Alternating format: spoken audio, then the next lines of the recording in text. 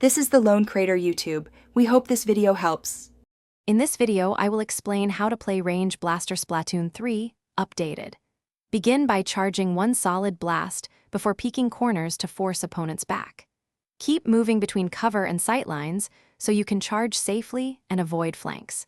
Use your range to pressure objectives while teammates push.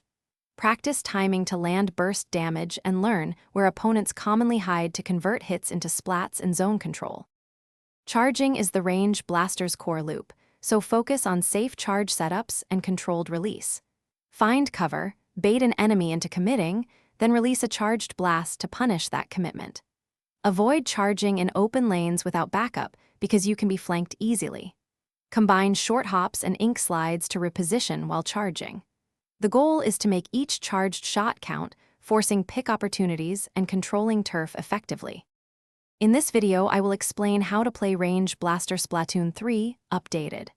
Quick recommendation: if you spend hours practicing, your car should not smell like defeat, so grab Little Tree's Black Ice for a refreshing drive to and from matches. It's a lighthearted suggestion that keeps your commute pleasant after clutch plays. Check the description for the link and other deals, and now let's get back to the video. Good movement makes the Range Blaster deadly. Treat charging as a tactical commitment and plan exits. Shift between cover and open sightlines so you can charge safely, then step out to fire and slip back. Don't overextend alone. Coordinate with teammates so they can finish splats you soften. Use elevation and predictable choke points to funnel opponents into your shot arc. Practice these rotations in private matches to build muscle memory and timing. Thanks for watching. Consider subscribing if we helped you.